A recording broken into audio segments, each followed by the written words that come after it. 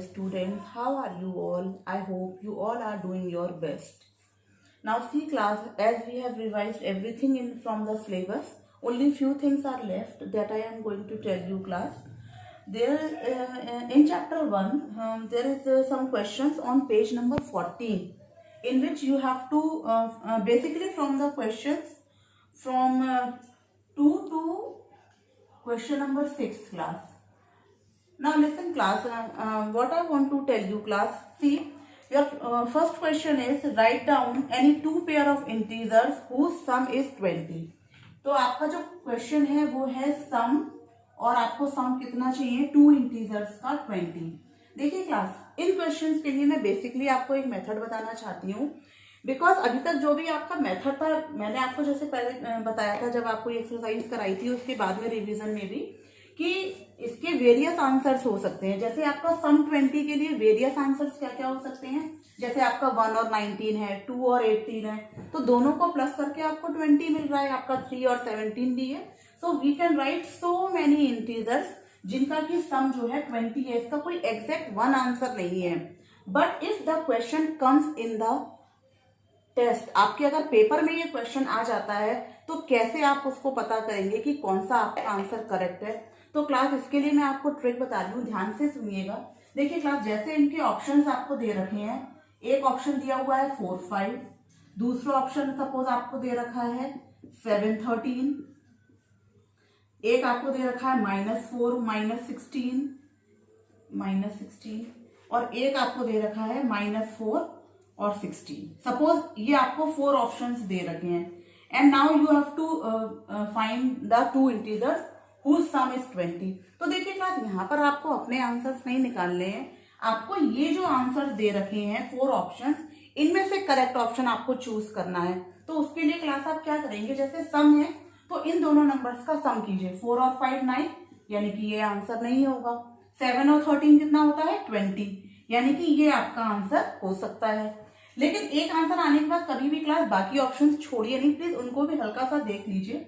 -4 और -16 का सम कितना होगा, -20 होगा. तो ये वाला आंसर नहीं होगा.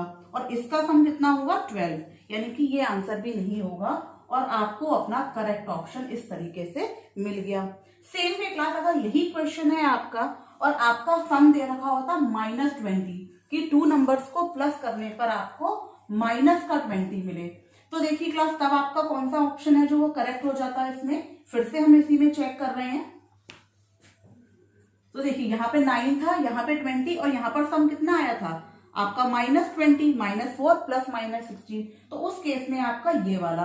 तो बहुत ध्यान से आपने पहले क्वेश्चन पढ़ना है कि क्वेश्चन आपका सम का है या डिफरेंस का है. और सेकेंडली उसके बाद आपको ये देखना है कि ये जो नंबर आपको दे रखा है सम का या डिफरेंस का, वो पॉजिटिव है या नेगेटिव. और उन जो भी आपको ऑप्शंस दे रखे हैं उसमें उस ऑपरेशन को अप्लाई कीजिए. मीन सम दे रखा है तो सम कीजिए, डिफरेंस दे रखा है तो माइनस करके. और माइनस के केस में मैं क्लास अभी आपको बताती हूँ, और माइनस में आंसर दे रखा है तो माइनस आंसर आना चाहिए. इस तरीके से आप उसको चेक कर लेंगे. हाँ, डिफरेंस में क्लास आप एक चीज का ध्यान रखेंगे जो मैं आपको क्लास बताना चाहती थी. अगर डिफरेंस का क्वेश्चन है, डिफरेंस आपको चाहिए, सपोज 10 का डिफरेंस चाहिए, तो देखिए आपका फर्स्ट ऑप्शन है क्लास, सपोज 5 और 5 दे रखा है. सेकंड ऑप्शन आपको दे रखा है 20 और 10 का.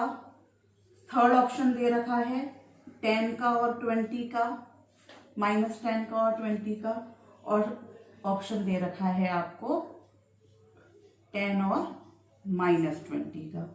तो देखिए क्लास, अब ये देखिए सारे आंसर्स ऑलमोस्ट मिलते हुए लग रहे हैं. 5 और 5 प्लस करने पे 10 आएगा, लेकिन आपको ये चीज ध्यान रखना है कि ये डिफरेंस का क्वेश्चन है, तो आपको माइनस कर देखना है. मीन्स रफ में या आपको माइंड में माइनस करना है, और ये ऑप्शन आपका रॉन्ग हो गया. सेम वे ये है आपका 20 माइनस करना है, तो बीच में माइनस पुट करना है. और देखिए यहाँ आपको आंसर 10 मिल गया. तो विद इन सेकेंड्स आप इस तरीके से अपना आंसर जो है करेक्ट फाइंड आउट. अब ये तो माइनस का है, यहाँ माइनस आएगा, तो ये आपका -30 हो जाएगा क्लास, यानी कि ये ऑप्शन करेक्ट नहीं हो सकता.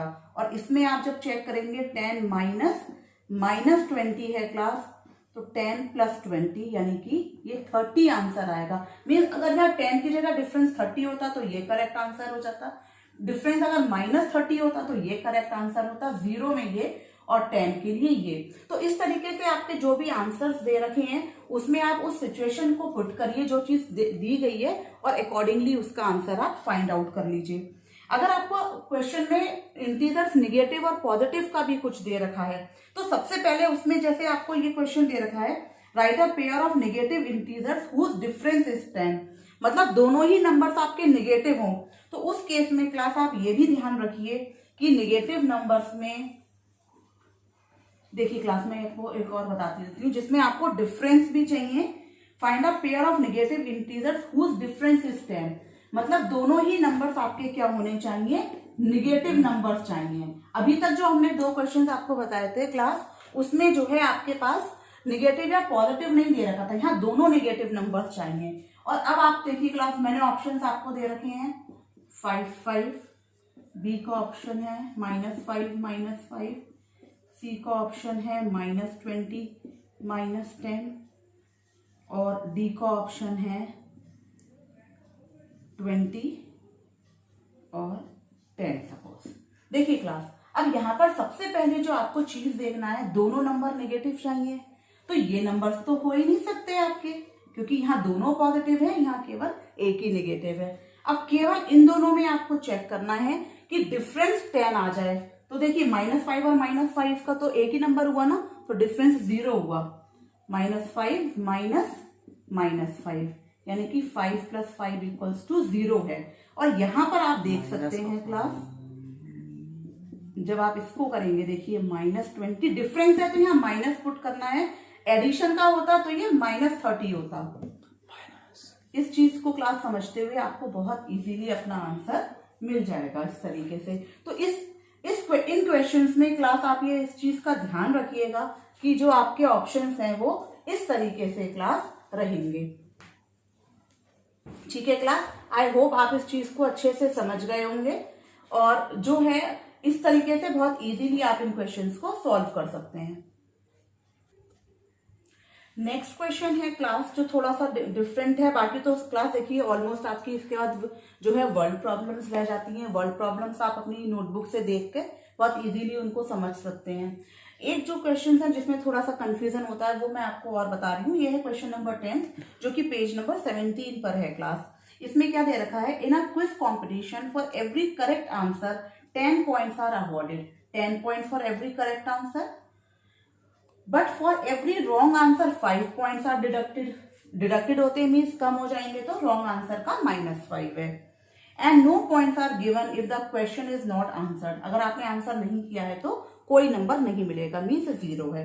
अब देखिए राहुल के केस के लिए अगर आपसे मार्क्स पूछे गए हैं राहुल के, तो देखिए बहुत शॉर्ट में डायरेक्टली आपने क्या करना है, राहुल गिव्स 10 करेक्ट आंसर, तो 10 उसके करेक्ट आंसर है। करेक्ट आंसर पे कितना मिलेगा, 10 मिलेगा।